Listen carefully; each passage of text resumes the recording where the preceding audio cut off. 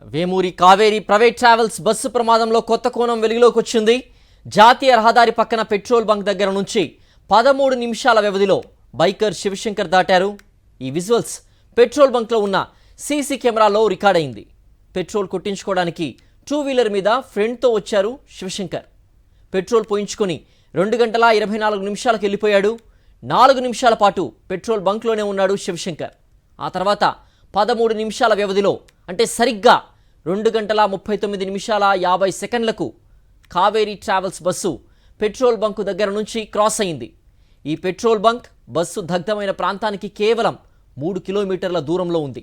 అంటే ఇక్కడి నుంచి బస్సు క్రాస్ అయిన 5 నిమిషాల్లోపే ప్రమాదం జరిగింది.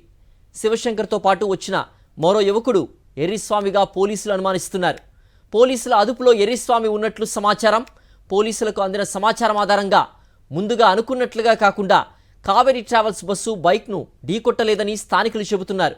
ప్రమాదానికి ముందే మరో వాహనం హిట్ చేసి వెళ్ళిపోయిందా లేదా పైకి లేచి శివశంకర్ కింద పడి మృతి చెందాడా అనే దానిపై అనేక అనుమానాలు వ్యక్తమవుతున్నాయి.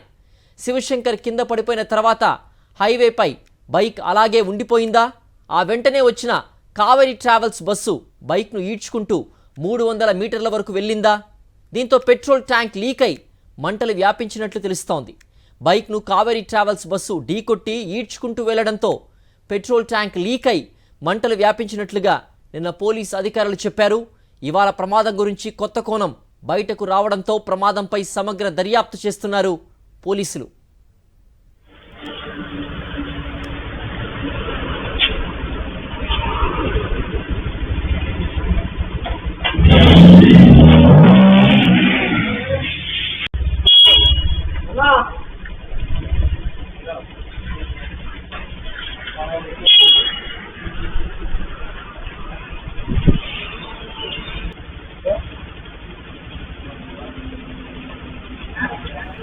మరింత సమాచారం మా ప్రతినిధి మూర్తి అందిస్తారు.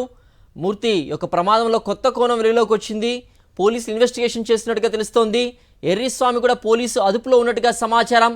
అసలు బైక్ యాక్సిడెంట్ ఎలా జరిగింది, ఎప్పుడు జరిగింది అనేటువంటి దానిపైన కూడా పోలీసులు దర్యాప్తు చేస్తున్నట్టుగా సమాచారం. అప్డేట్స్ ఏంటి మూర్తి?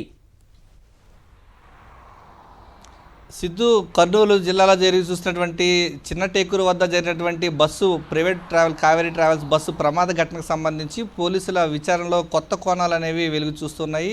ఏదైతే పెద్ద టేకూరు వద్ద ఉన్నటువంటి పెట్రోల్ బంక్ వద్ద ఏదైతే 2 గంటల 26 నిమిషాలకు వచ్చినటువంటి 2 గంటల 22 నిమిషాల నుంచి 28 నిమిషాల వరకు కూడా ఈ యొక్క పెట్రోల్ బంక్లో పెట్రోల్ పట్టించుకుని ఇది చిన్న టేకూరు మీదుగా హైవేలో వెళ్తున్నటువంటి శివశంకర్, అతనితో పాటు వెనుక కూర్చున్నటువంటి ఎర్రిస్వామి ఏదైతే తుగ్గలి మండలం రామాపురానికి చెందినటువంటి ఎర్రిస్వామిగా పోలీసులు గుర్తించారు. అతను ప్రస్తుతం పోలీసుల అదుపులో ఉన్నట్లు సమాచారం. అతను ఇచ్చినటువంటి ప్రాథమిక సమాచారం మేరకు ఈ యొక్క హైవే పైన అతను ముందుగా పెట్రోల్ పట్టించుకుని వెళ్ళిపోయిన తర్వాత శివశంకర్ నేరుగా చాలా స్పీడ్గా ముందుకు వెళ్ళిపోవడం జరిగింది.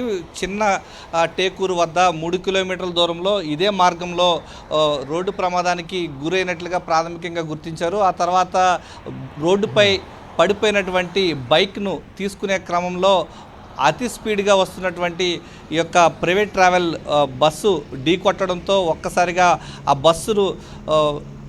బస్సు కింద ఈ యొక్క బైక్ ఉండిపోవడం జరిగింది. ఆ నేపథ్యంలోనే ఒక పెట్రోల్ ట్యాంక్ నుంచి కారినటువంటి పెట్రోల్ ఆధారంగా ఈడ్చుకుంటూ వెళ్ళిపోయినటువంటి ప్రైవేట్ ట్రావెల్స్తో ఒక్కసారిగా మంటలు వ్యాపించడంతో ఈ యొక్క ఘోర బస్సు ప్రమాదానికి కారణమైనట్లుగా ప్రాథమికంగా ఉన్నటువంటి సమాచారం. పోలీసుల విచారణలో కొన్ని వాస్తవాలు అనేవి ఎర్రిస్వామి చెప్పినటువంటి స్టేట్మెంట్ ఆధారంగా చాలా కీలకం కాబోతోంది. ప్రధానంగా సీసీ ఫుటేజ్లో చాలా స్పష్టమైనటువంటి ఆధారాలు ఉన్నాయి. ఆ తర్వాత వెళ్ళినటువంటి 13 నిమిషాల నిడివి గ్యాప్ అయితే ఉంది. ఈ 13 నిమిషాల్లో ముందుగా వెళ్ళినటువంటి ఈ యొక్క శివశంకర్ అనుకోని విధంగా ముందుగా ఒక అన్నోన్ వెహికల్ ఢీ కొట్టడంతో అతను ప్రాణాలు కోల్పోయాడు. ఆ తర్వాత ప్రాణాలతో ఉన్నటువంటి ఎర్రిస్వామి ఆ రోడ్డు మీద ఉన్నటువంటి యొక్క శివశంకర్ను బైక్ను రోడ్ నుంచి వెనక వైపుకు లాగే క్రమంలో ఒక్కసారిగా హై స్పీడ్తో వస్తున్నటువంటి యొక్క ప్రైవేట్ ట్రావెల్ బస్సు బలంగా ఢీకొట్టడంతోనే ఈ యొక్క ప్రమాదం చోటు చేసుకున్నట్లుగా నిన్న పోలీసులు డీఐజీ కోయ ప్రవీణ్ కావచ్చు, ఎస్పీ విక్రాంత్ పటేల్ కూడా చెప్పడం జరిగింది. ఈ యొక్క ఘటనకు సంబంధించి పోలీసులు కొత్త కోణంలో విచారిస్తున్నారు. ఎర్రస్వామి చెప్పినటువంటి ప్రాథమిక ఆధారాలను బట్టి చాలా కీలకమైన విషయాలు వెలుగు చూసేటువంటి అవకాశాలు కనిపిస్తున్నాయి. ప్రైవేట్ ట్రావెల్స్ బస్సు 13 నిమిషాల వెనక వైపు చాలా ఆలస్యంగా రావడం, ఆ వెనక ముందుగానే అతను ఆ ప్రమాదానికి మధ్య మత్తులో ఉన్నాడు అన్నటువంటి కొంత అనుమానాలు కూడా వస్తున్న నేపథ్యంలో ముందస్తుగా అతనికి అన్నోన్ వెహికల్ ఢీకొట్టడంతో చనిపోయిన తర్వాత రోడ్డు పైన ఉన్నటువంటి వెహికల్ను తీసే క్రమంలో ఒక్కసారిగా హై స్పీడ్తో వస్తున్నటువంటి ప్రైవేట్ ట్రావెల్ బస్సు యొక్క టూ వీలర్ను ఈడ్చుకుంటూ వెళ్ళిపోయిందన్న విషయాన్ని పోలీసులు నిర్ణయం స్పష్టం చేశారు. ఈ విషయాల కోణంలో ఎర్రస్వామి స్టేట్మెంట్ అనేది చాలా కీలకం కాబోతోంది. ఆ కోణం దిశగానే పోలీసులు లోతుగా విచారిస్తున్నారు. మరోవైపు ట్రావెల్స్ డ్రైవర్గా ఉన్నటువంటి శివనారాయణ కూడా, లక్ష్మయ్య కూడా పోలీసులు అదుపులో ఉన్న నేపథ్యంలో లక్ష్మయ్య ఇచ్చినటువంటి స్టేట్మెంట్ ఆధారంగా, ఎర్రస్వామి ఇచ్చినటువంటి స్టేట్మెంట్ ఆధారంగా పోలీసులు లోతుగా విచారిస్తున్నటువంటి పరిస్థితి కనిపిస్తుంది. కొత్త కోణం అయితే ఈ యొక్క ప్రమాదానికి దారితీసినటువంటి పరిస్థితులన్నీ కూడా పోలీసులు లోతుగా విచారిస్తూ ఉన్నారు. సిద్ధు. ఓకే మూర్తి.